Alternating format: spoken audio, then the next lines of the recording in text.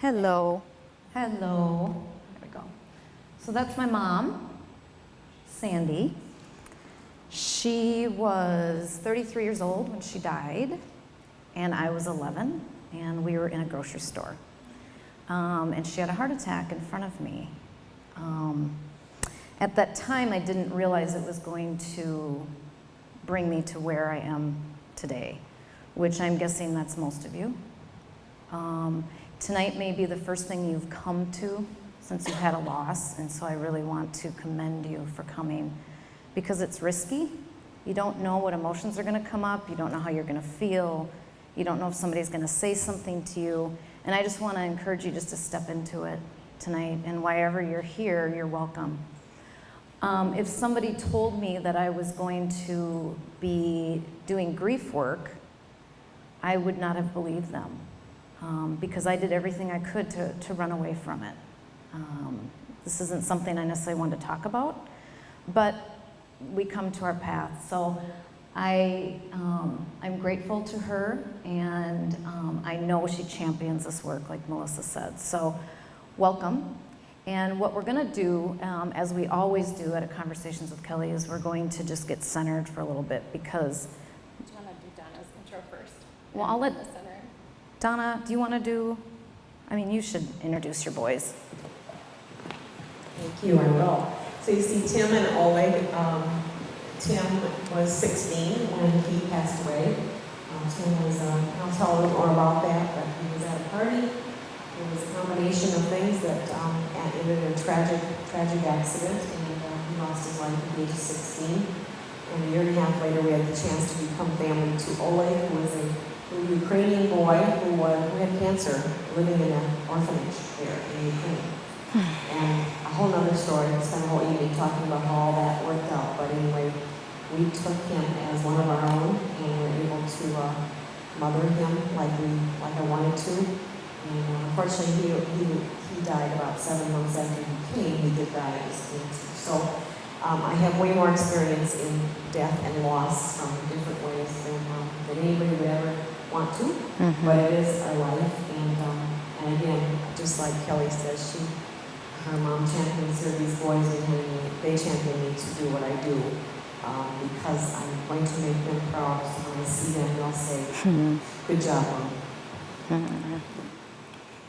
And my mom's Italian, so if I don't perform, it's going to not be a pretty sight when I see her. So I'm like, okay, I'll do whatever you say. As soon as I switch it, it's going to go. Okay, so 1 second. I do want to acknowledge that there are 3 candles that we are going to light there on the stage, representing Oleg, Tim, and my mom. And then in the center is a red candle that's already lit, and that represents who you're here for.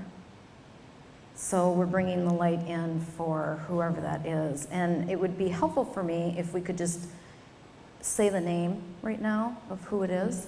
So let's just randomly start saying out loud who you're here for. It can be multiple people. And we'll just, you don't have, I know we're in Minnesota and I know we're in Hastings, which means you're even more polite. But let's just start saying names out loud. Let's just do this. So Sandy, Bill, Sherry, Tracy, Jamie.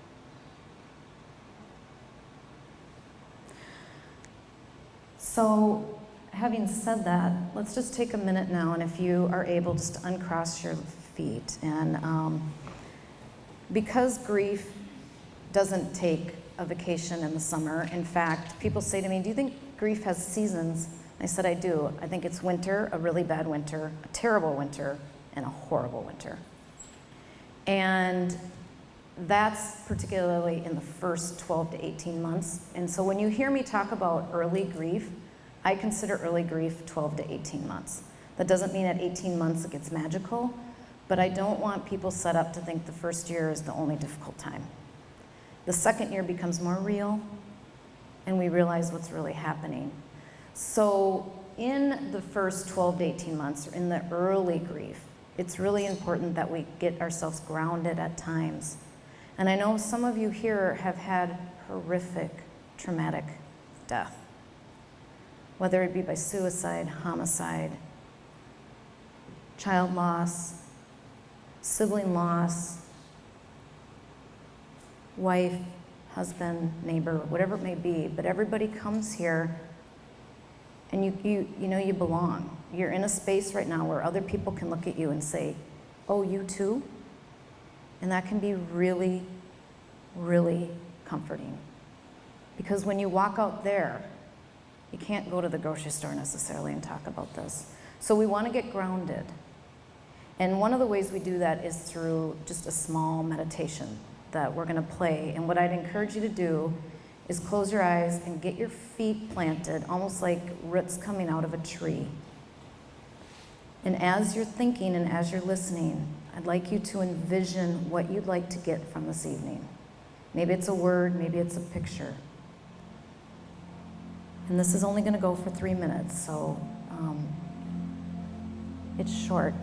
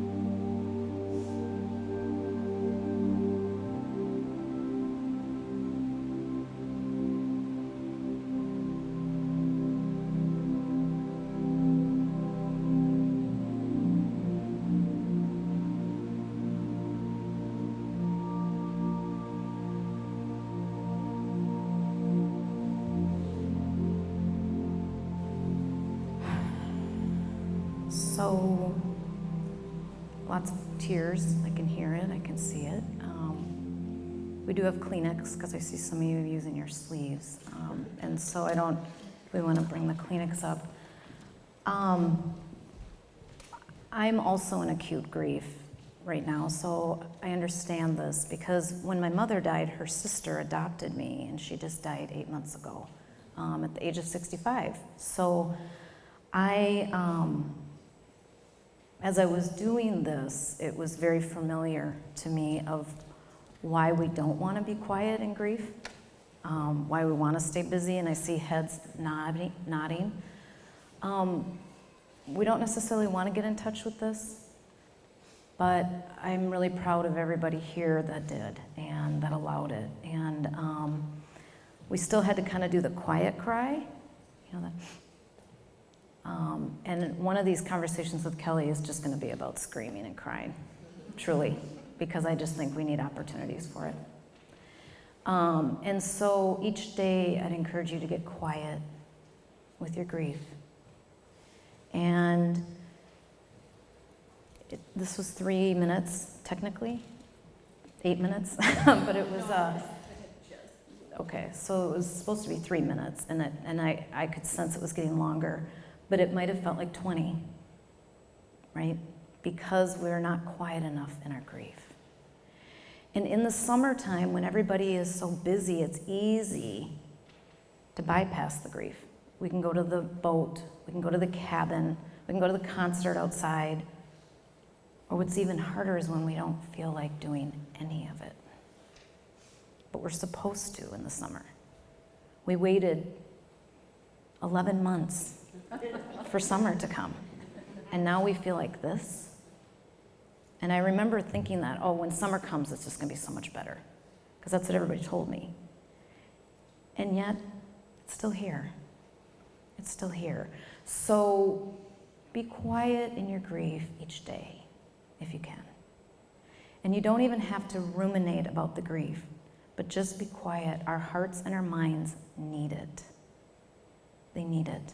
And if you think you can run around from grief, I did that from 11 years old until 30. And then at 30, it hit hard. And it waits. And it comes when it comes, but it waits. And we just trust that when it comes, we'll know how to deal with it. But by you coming tonight, you've either stepped onto your path and stepped into it, or you're well on your way. Even if you're here supporting somebody, I have not yet met a person in my work that has not experienced grief. Whether it's divorce, whether it's death, whether it's loss of dreams, whether it's loss of health. So we're all here and we all belong. And I am very excited to be in Hastings. I know this is called Conversations with Kelly, but really to me it's Conversations with Donna, because this is Donna's turf. And I've been saying that for how many months now, Melissa? And she kept saying, no, you're going to own this. This is going to be Conversations with Kelly. And I said, but it's really Conversations with Donna, because this is Donna's turf, and Barbara and I, Barbara is part of my team, as well as Melissa, are very excited to be here. You were in Minnetonka and made a huge impact on people, especially those who have child loss. So I'm excited for us to have a conversation. The most you're going to get out of this tonight is what you'll put into it. So if you don't want to ask a question, like Melissa said, there's index cards to write it down. But the intimacy of asking a question is really quite lovely at the end with the conversation. And if you have the question, at least 3 people in the audience also have it. I have found that. If you want your neighbor to ask the question for you, asking for a friend, that is allowed here as well. But it really opens up the energy in the audience if we have verbal questions. So without further ado, I want to invite Donna up to the stage. And we are just going to have a lovely conversation back and forth. Isn't she just adorable? I mean, it's just, it's just, if nothing else, I mean, we're going to look cute up here. Yeah. Oh. And are we picking up okay for the camera? Okay. All right. So I'm going to start off, and we're going to light the candles for the people who we're here for tonight, or who inspired us, or who is our prominent grief. And it's more about who energized me for Conversations with Kelly. So it will be Sandy's candle, but absolutely Sherry, my aunt that just died, is eternally lighting up in the middle, because she was very, very proud of Conversations with Kelly. So I'm going to light the first candle, and as I light this candle, what I'm going to ask for is the wisdom, and I've never seen one like this. Isn't it just cute? It's the cutest little thing. It's cute if it works. I mean, it's like... I think you have, it's a two-button method usually. Oh, it's a 2-button. Well, you know. Like this? Oh, like that. Just one. Okay, here you go, Mom. You guys do strange things here in Hastings. I don't know, in Minnetonka we have a long... I've never seen one of those. Okay. So I'm going to light this, and I'm going to ask that that the wisdom of my mother come in tonight, and I often will channel her of what needs to be said. So I just ask that she instill the wisdom that needs to be heard tonight. Well, I'll light my first candle for Tim. He was a boy with courage, a little risky taker, and sometimes I realize that he might have gotten some of that from me, because I'm willing to step out. He was also They very... want you to hold the mic, sorry. Oh, I bet you do. Sorry. Am I on? No. Now I got it. No, I'm hoping to start a fire. I'll watch a candle, Travis. Hello? Hello? There. There we go. Anyway, I think Tim's courage, hopefully got some of that from me, because it's taken courage to do what I've been doing for a while now, although it's not as scary as people think it is, but that's for Tim. And for Oleg, he was a real beacon in our life. It was short-lived, but I just thank him for all the things he taught us in those few short months that we were able to be his family. It was a wonderful gift for us. So thank you, Oleg. Thank you, Donna.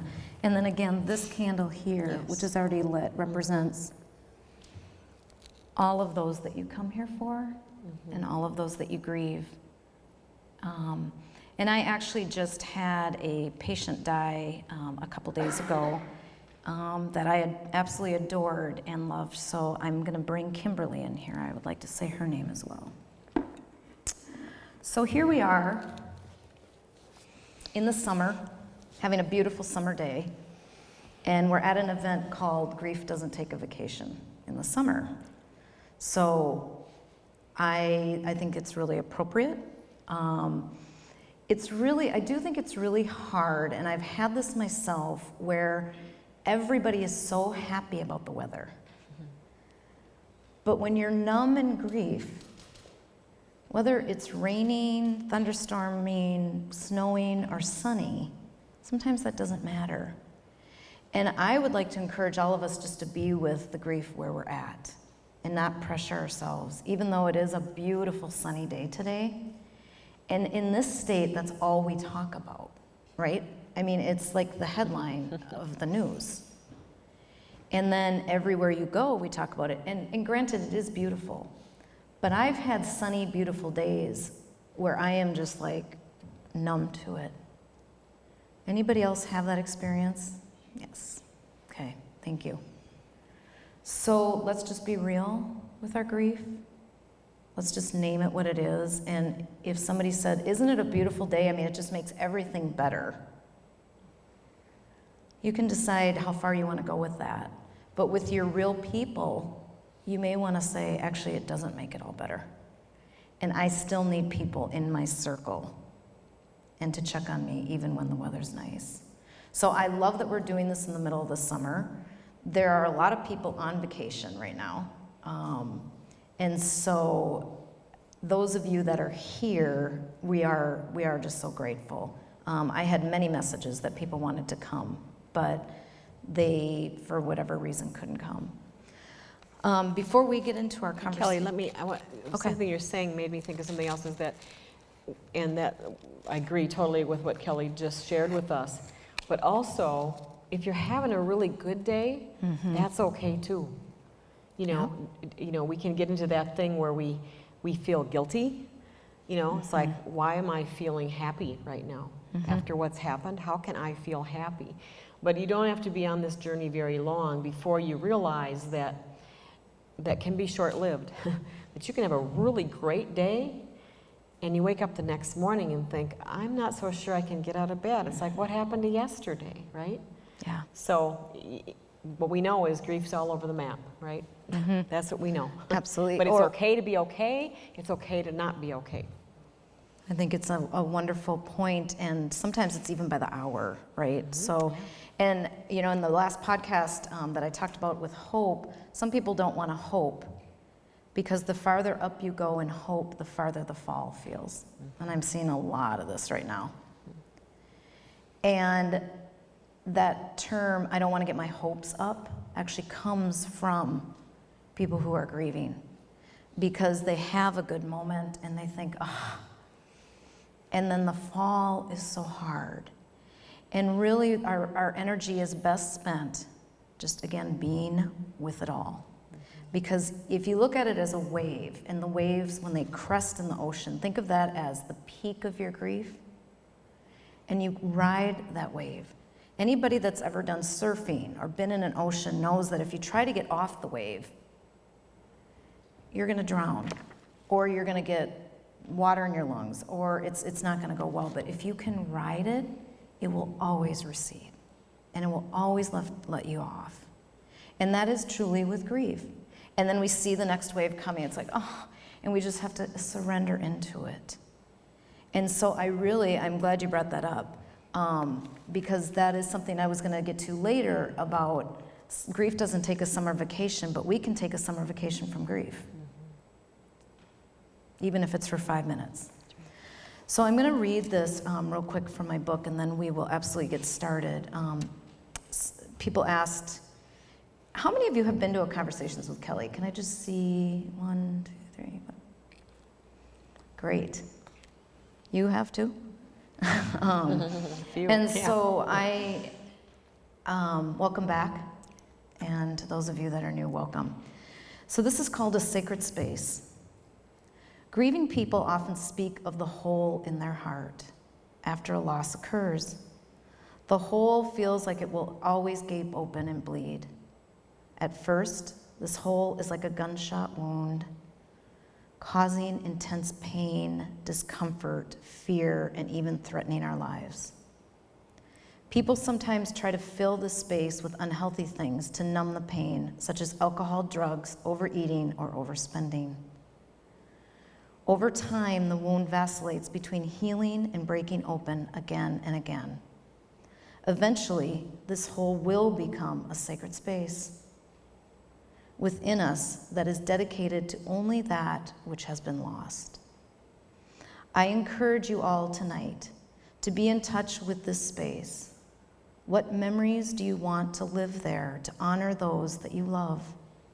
No one or anything can completely fill this void.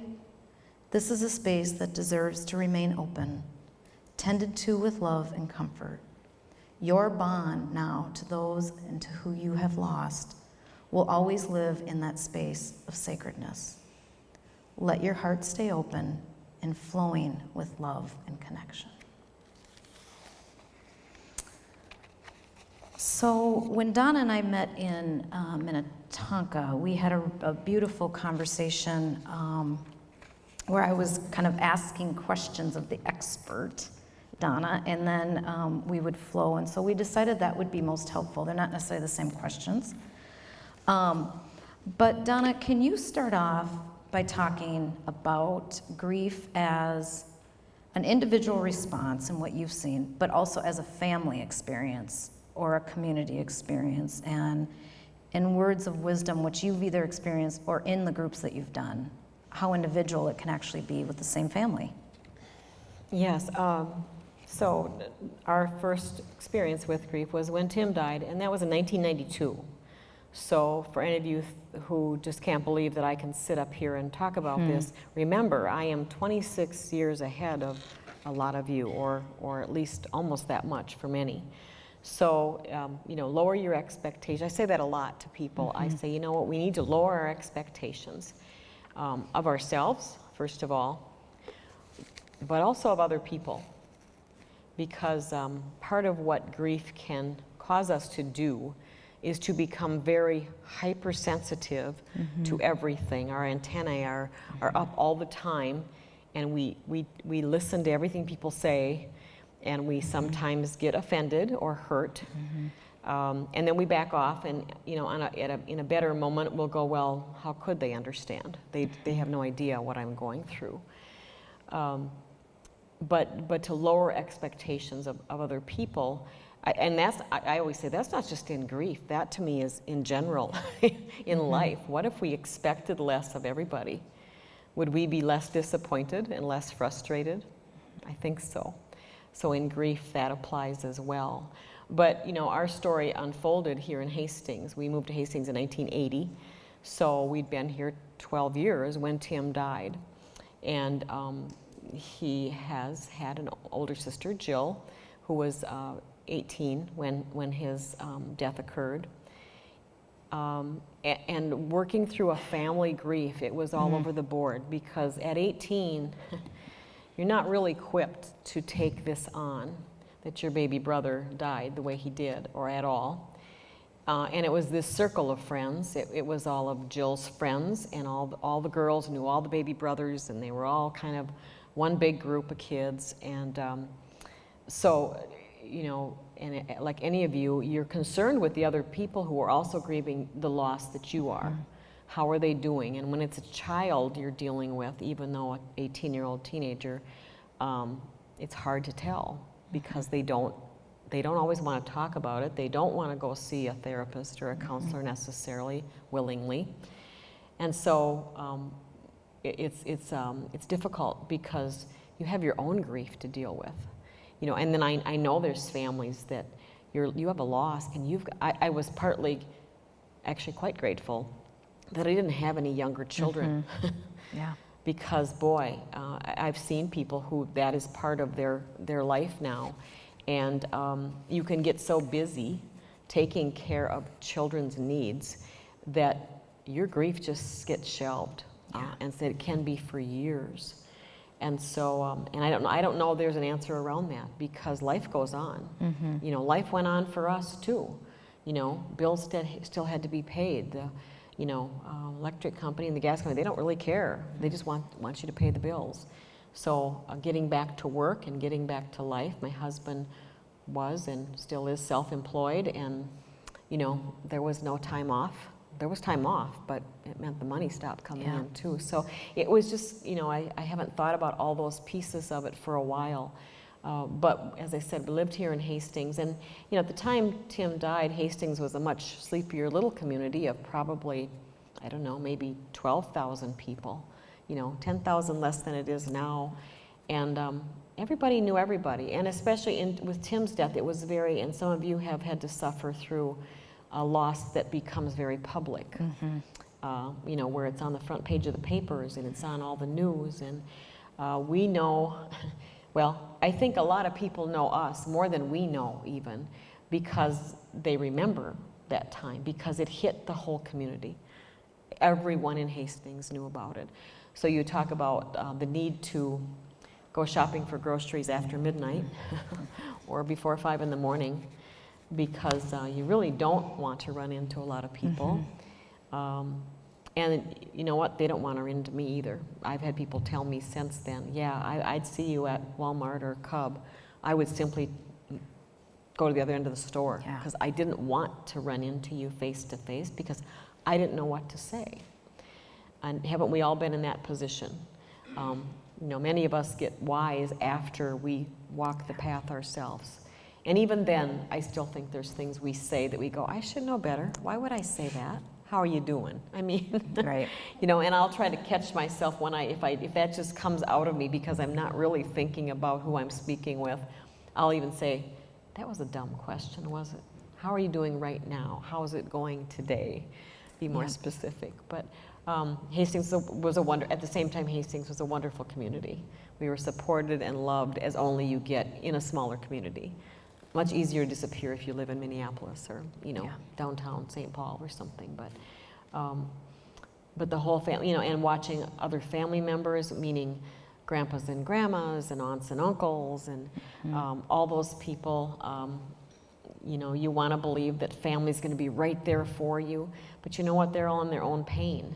A parent who has to watch their child suffer the grief of losing that grandchild, it's a double grief for them, because what do we want to do as moms and dads is help our kids. We want to make it better, right? And my mom and dad couldn't make it better for me, nor could, you know, my husband's parents. And it really is a very fractured time for families, you know, in many ways. Yes, absolutely. And I think you raise a really beautiful point in that, I mean, everybody is entitled to their own reaction. And I see that having done family therapy for years in grief, that people come in and there can be some competition. And I try to get that on the table right away, that this brother didn't love dad as much, and this sister, you know, cries nonstop, but she never showed up for him in his life. And there's a lot of that. And some of it is very true, because your grief that is happening to you is the worst grief there is. Okay, and I'm going to say that again. The grief that's happening to you is the worst grief there is. And so, in other words, your story, as hard as it is to you, no matter what someone else says, you get to own that. And it gets to be as hard for you as it needs to be. And actually, crying is not the only way we grieve. Some days we're quiet, some days we're angry, some moments we're laughing. And it's okay if you want to laugh. Back to your original point, to have a good day. Sometimes people laugh hysterically in the first few days and end up crying more 10 years later. There is nothing wrong with that. This is not something we get to go to a store and try on and say, does this feel right? We have to buy the outfit without trying it on. I mean, truly, you have to just kind of take the outfit home. And so I think it's really important if you're in a family or in a circle right now that's competing with each other and somebody is saying to you, what right do you have? You know, or I joke a lot about this, but it's actually quite true, and I've experienced this in my own grief currently. When anything starts with at least, it is going to be a very bad ending. At least you didn't blank, blank, blank. At least you have blank, blank, blank. And that's not necessarily maliciously intended, but it's really stupid when people say it. So it's just, I mean, I'm just going to say it. I'm like, I at least what? Because that diminishes it for me. I don't care that I have other family. I don't care that I have this. My grief is the worst it is right now, okay? And so I really want to encourage you to own what it is. And your grief doesn't have to be any more than it is either, okay? I think that's really important to know. Some people feel like they kind of have to keep up with everyone else because they're really having a hard time. And right now you may not be, or right now you may feel settled. It may feel settling right now. You may feel content where you're at. And everybody around you may be falling apart. It's okay to own where you're at. So if you don't get anything else from me, I know you're going to get a lot from you, but if you don't get anything else from me tonight, it's that you get to be wherever you are. And that if others are telling you differently, you really need to set a boundary with those people right now. And we can actually get away from family members. Okay, I have tricks in the back that I'm going to talk to you about later, but we can actually get away from family members. Even if you live in the house, we have to have some boundaries. And I think, and Donna and I are completely on the same page with that. And, you know, again, I just think it's so futile to be using the energy to try and keep up with somebody or to dumb down the grief because somebody doesn't think you're entitled to it. So it's really, really important to just be with it. We don't move on from grief, okay? When people say you gotta move on, we move with. Whether it's 5 days or 50 years, we move with the grief, and the grief accompanies us. And some days it's more intense, but always it is the bond to the person that died, and it keeps us connected. But if the goal is, I gotta move on from this, come on, it's been X amount of time. No, we move with it. Because grief is not the event. Grief is the reaction to the event, and the event is the loss. So we don't get to have this middle and this beginning, this middle and the end to it. So we're moving with it. And some days it's right in front of us and it's like stopping us, but we're still moving with it. So moving on from it is not necessarily anything you need to be pressuring yourself about. No, I say you move forward, but you take your loved one along. Mm-hmm. They will forever, I mean, 26 years, and thought of Tim still comes into my mind and my heart often. You know, it doesn't disable me anymore. I don't have to like change my schedule for the day because of it. Mm-hmm. But, you know, there's still Mother's Days and Father's Days and Christmas and... Did you think you'd get to this point? Oh, no, and again, my timeline has nothing to do with your grief journey. I tell people that too. It's like however long it took me to get to point A and B, and has nothing to do with however you're doing with your own grief. Because people, they want to know, like, well, if I share a story about, well, it was probably 6 months later, or it was 3 years later, or if I don't give them the timeline, they say, well, how long was that? When, and I know what they're saying. It's like, and then some people say, so how long really was it before you felt like you'd kind of sort of figured out your life again? The new normals we talk about, right? And I said, well, I'm going to tell you that, and I don't think it's going to make you feel any better. Because I really think for me it was probably, I don't know, around 7 years before I felt like I had a true grip on life again. And that's not encouraging when I'm looking at the face of another mom whose child, just died in the last 6 months, and they're kind of hoping it's going to get better pretty soon. Now, could it get better for you in a shorter time than that? And you'll discover this place that Kelly's talking about, where you're settled and you're okay? Sure. Yeah. Could it take longer? Maybe. Yeah. I mean, there's all these extenuating circumstances around it too, and no two stories are alike. That's right.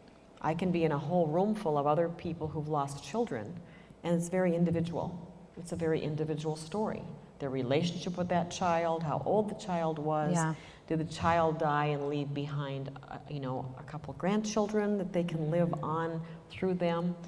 It's all different. It's very different. The age when the person died, to lose somebody when they were only 57 years old or 33 years old, Yep.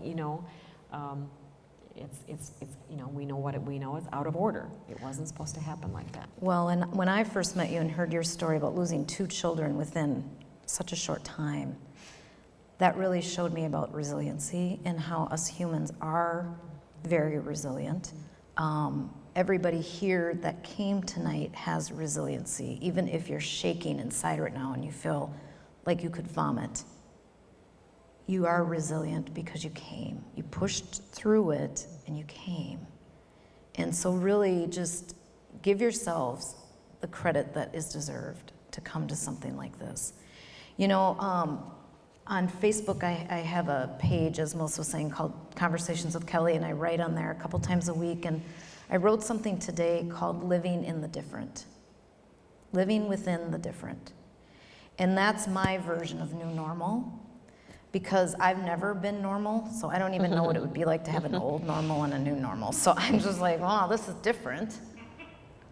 And you two laughing right there who are agreeing with this, but I see it as being in the different. It's different.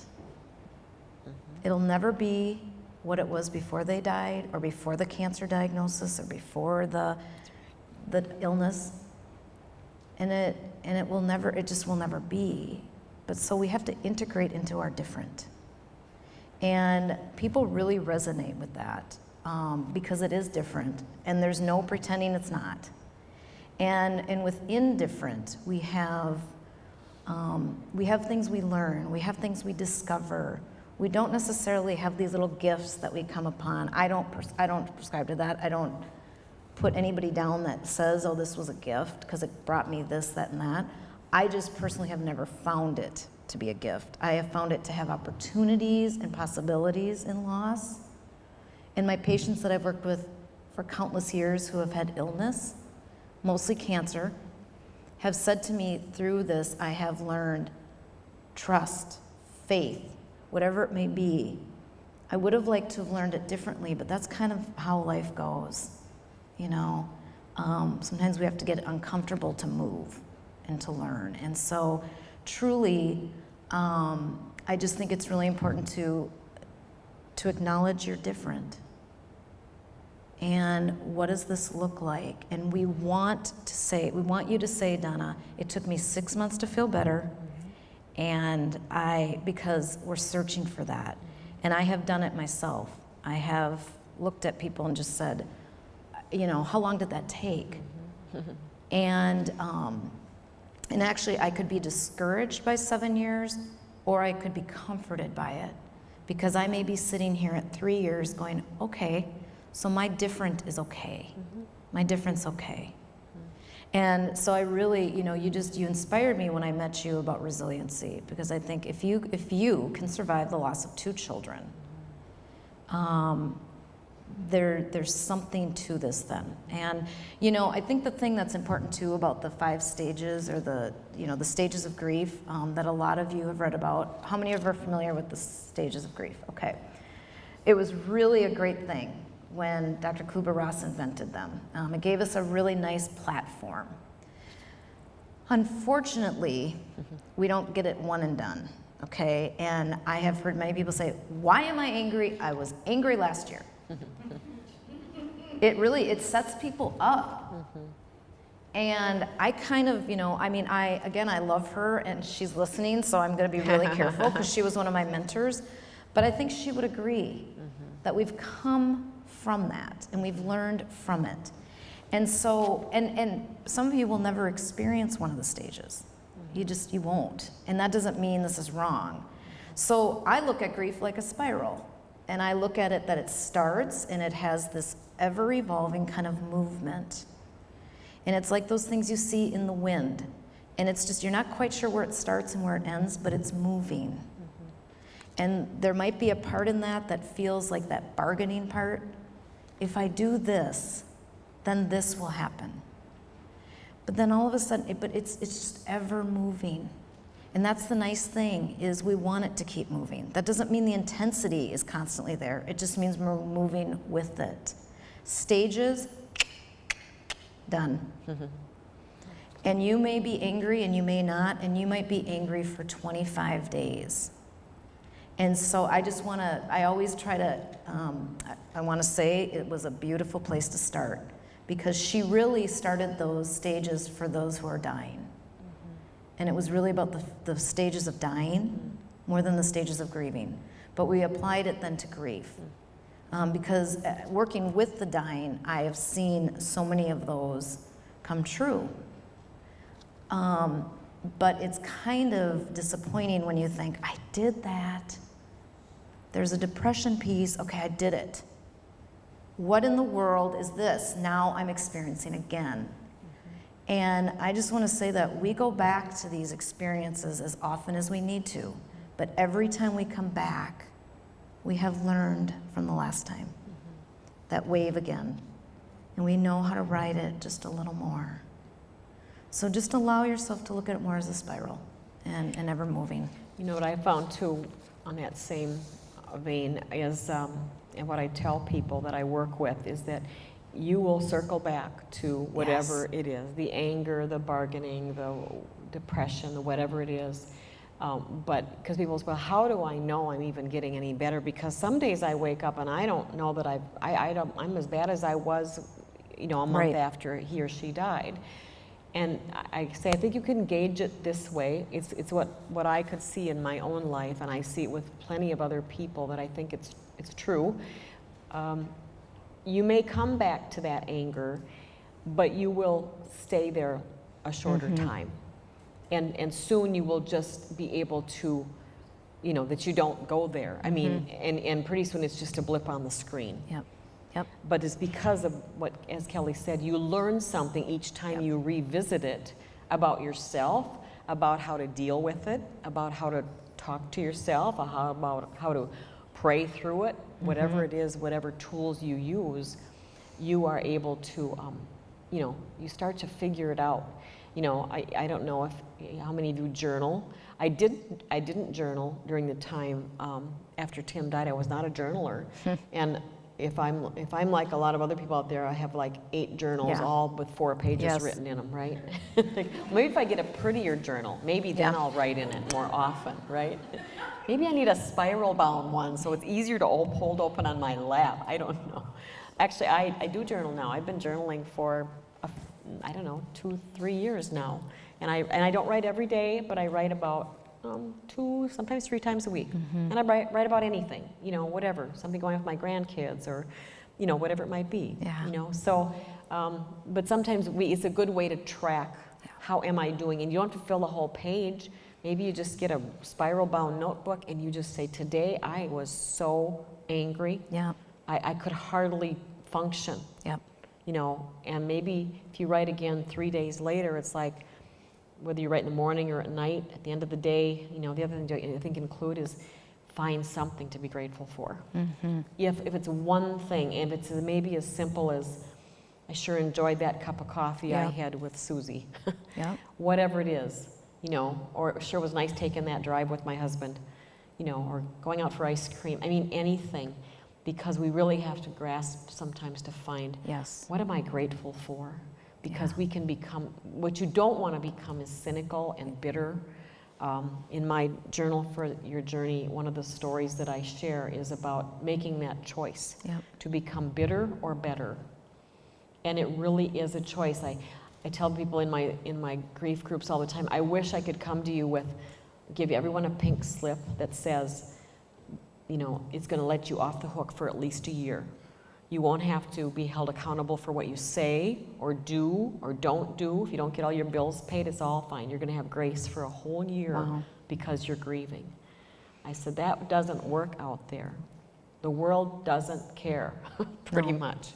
You know, you're finding your small circle of people who care and want to understand, and even they get impatient with us, right? Mm-hmm. They don't last forever to be totally supportive and understanding. And should you show a pang of grief and just sadness a year later or 2 or 3 years later, or heaven forbid 5 years later, and somebody says, what's wrong? I don't know, I'm just really missing Tim today. Really? How long ago was that? Uh-huh. You know, they're shocked, like, still? Right. You know, so, right? You know? Still. Still. You know? Me too. Yeah. Yeah. So, you know, I'm just being real, and these are all things I've experienced, and I've gotten to experience so many things with all the great people that I have in my different, you know, support groups that we've facilitated. And it's so, there's a lot of things different about each person's grief, but there's so much that's just the same. Yeah. I want to talk just a little bit about anger, okay? Because I think it gets a really bad rap, and we are taught not to be angry. For some of the stories I've heard about how the death has occurred, I don't know any other way to describe it but anger. I mean, why wouldn't you be angry? Okay? Violent death, unexpected death, or even expected death where you had to watch the person you love disappear every day from their illness. In anger, though, it can be a real good mask, because what is under anger is fear. Okay? And when I'm working with people and they're really angry, I'm going to hold that space, but I am going to break it open pretty quickly, and I'm going to say, I want you to tell me what you're scared of. And 99.9% of the time, there's something. And that's when then we get into the emotive part. Because it might be you're scared, you don't know how you're going to do this on your own. It might be scared that you'll lose control if you start crying and you'll never stop. And by the way, that has never, ever, ever, ever happened to anybody. They maybe have cried for a half hour straight, but I have never seen anybody. I've seen people have the hiccups longer than I've seen people cry, truly. So you can cry and let it go and let it go and let it go, but it will eventually stop. I promise you that. And then make sure you drink a cup of water for every 5 minutes you're crying, truly, because it's dehydrating. So if you're crying for 5 minutes, you got to drink a glass of water, okay? But under that, and allow yourself, and in the journal, what I really like about the journal is nobody has to see it. Nobody. You can share it if you want, but nobody has to see it. And so ask yourself, if you're really, really angry, please acknowledge it. Because again, like I said, there's a lot of reasons to be angry. But let's move with that, because anger is probably the place most people can get, if there's even such a thing called stuck. And it uses a lot more energy. And most of us don't gravitate towards angry people. Okay, so like our circle's getting smaller and smaller, and they're saying, and I don't even understand why people aren't coming around in that tone. And I'll say, well, I actually don't want to be with you either right now. No. And so I said, well, let's look at that. Okay, and you know, and the difference between depression and grief is very, very small. They look very similar. But when I'm assessing for clinical depression, I want to know how irritable people are. Because if irritability is a continuation, we've moved into clinical depression. And if we have absolutely no joy, okay, no joy. In grief, there might even be, we could maybe even see a baby and get happy, or a dog and get happy, or a cat and get happy, or a flower and appreciate the color. In clinical depression, it's like there's a screen over us. And what's really sad is when we used to look at something and it made us happy, and now it's so marked that it doesn't. And so there's an irritability piece, okay? If people aren't calling you, if people aren't coming around, if people are saying to you, what's going on with you, it is very common, and it's not unheard of, that people can slip into a clinical depression, especially if for 2 weeks this is going on. You're not eating, you're not sleeping. We'd want you to get evaluated. I'm not a fan of medicating grief, but I am a fan of treating depression because it allows us then to do our grief work. But you have to really see a trained professional, whether it be a therapist or a physician or a nurse practitioner or a PA, to get that figured out. It feels like depression, though. It feels like depression in the beginning, but they're related, but they're not the same. And so when you journal, if you journal, go under the anger and ask yourself and be honest with yourself. What is it I'm actually scared of? What scares me? And I've worked with people who have had child loss, and what scares them is that another child, something will happen with that other child. If they're dying from cancer, they're scared their spouse doesn't take care of themselves, so now the children are going to be orphaned at a very young age. Or I'm scared to go back to work. I haven't worked for so many years, and how am I going to pay the bills? It's easier actually to get angry. It's more difficult to get in touch with the sadness. But that's where the healing is. And that's where we break open and go through it. So, you know, and I've worked with lots of angry people, whether it's in my family, my friend circle, my practice, and I'll allow it, I'll hold space for it. 5 minutes? Oh, okay. I'll hold space with it, but at some point I have to put a boundary on it because it's not productive. It just goes and it goes and it goes. And again, I'm with you. I can totally understand why you're upset, but let's go down here now. And I want to ask you, what are you scared of? And then the tears and the insight. Because what happens most of the time is people leave.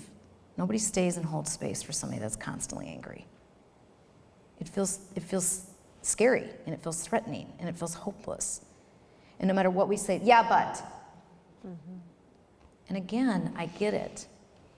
But if you have the courage to ask the person you love, what is it that's most scary? And I encourage it to be in a nice tone rather than, what are you scared of? That does not work well. It doesn't, because then they get back and they get defensive. We want to meet them at a very loving way, even if difficult things have been said. Because with grief, fear and grief are like this.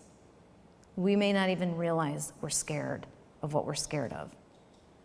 But we're completely frightened because our different is so different than what we knew. We don't even know if we're equipped. I think one of the overall fears would be that I'm afraid I will never feel better. You know, I'm afraid I will never be anything like I used to be. Mm-hmm. Because that's such a big umbrella. That's a big umbrella. You know, I remember having those feelings. Oh. Like, who am I? I don't know who I am anymore. Right. I don't know me. I look at this person in the mirror. she looks different because for a long while your affect is different. I mean, we can look at people in grief, and you can see it in their eyes. You can see the sadness in their eyes. Doesn't mean if they're not even tears. It's just That's right. this look Yeah. that comes over us when we're grieving. And there is such a thing as grief brain. It's true, okay? You're more foggy, you're more vacant. Yeah. People say things to you and what? And I remember a couple months ago, it was pretty scary. I got to the store and I don't really remember driving there, but I drove there. And it's not like I was altered, but I was just there was a song on and it brought me somewhere that was hard. And I got there and I thought, whoa, and you got to get, again, grounded into your body. But allow yourself to not remember everything. Allow yourself to not be organized.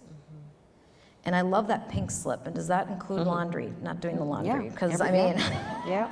that has been my excuse for the last 8 months in my house, and it's getting very, very old. But I'm in grief, you know that. And so, do you know where my socks are? I don't know. I'm in grief, And so, but it's like allow yourself. And if you are questioning, will I get better? This, I hope, inspires you, because as a child losing a parent, and she was a single mom, and I'm the only child.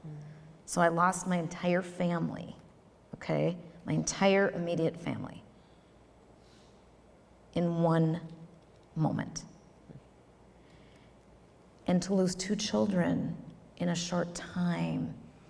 And I am not going to say it was easy, and I am not going to say I don't visit it. And every grief builds on another. And so I tell the story, I was at a 95-year-old's funeral. I'd never even met the guy.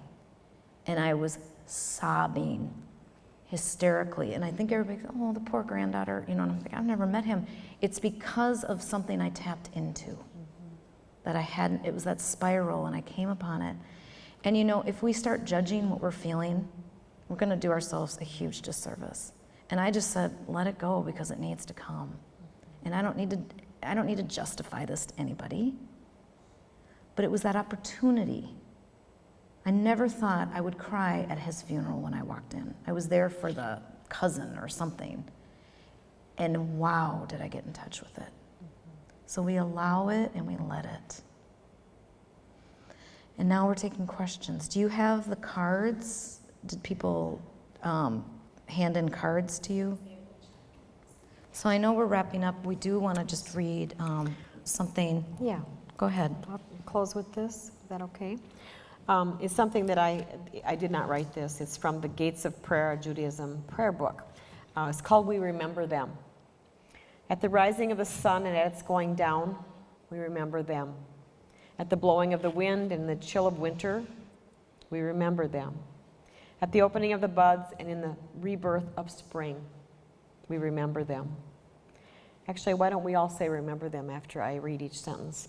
At the blueness of the skies and in the warmth of summer, We remember them. At the rustling of the leaves and in the beauty of autumn, We remember them. at the beginning of the year and when it ends, We remember them. as long as we live, they too will live, for they are now part of us as. Them. When we are weary and in need of strength, We remember them.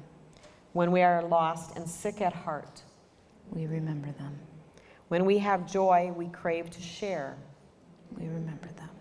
when we have decisions that are difficult to make, We remember them. when we have achievements that are based on theirs. We remember them. As long as we live, they too will live, for they are now part of us as we remember them.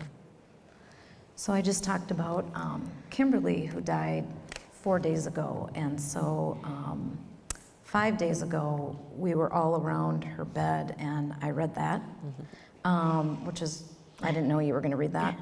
And I had everybody put a hand on her, and as I read, they said, we will remember you. And so I just, again, that serendipitous, beautiful connection.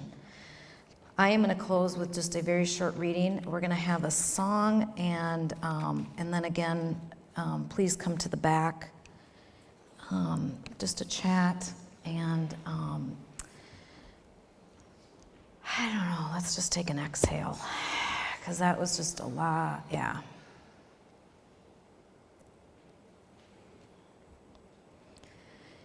If I were asked to give what I considered the single most useful bit of advice for all humanity, it would be this exact trouble as an inevitable, to expect trouble as an inevitable part of life. And when it comes, hold your head high. Look it squarely in the eye and say, I will be bigger than you. You cannot defeat me. Then repeat to yourself the most comforting words of all time. This too shall pass. And that is by Ann Landers. So we end every Conversations with Kelly with the same song, and tonight it just feels appropriate if you wouldn't mind kind of gathering in and holding a hand of somebody next to you, and if somebody's alone, please invite them in. And as this song, this song was chosen because I do feel like we now we can call each other friends. And I want everybody to leave here being touched through our words, but then also by another human. So, again, thank you for being really the most beautiful audience. Thank you for having me on your turf. Thank you for being here, Kelly. And it's just such an honor, and I would love to see you on Facebook with Conversations with Kelly, or even at our next event. And so as this plays, I want you just to take in the energy of this incredible evening because of all of you, and to just know that now we can call each other friends in grief. So thank you.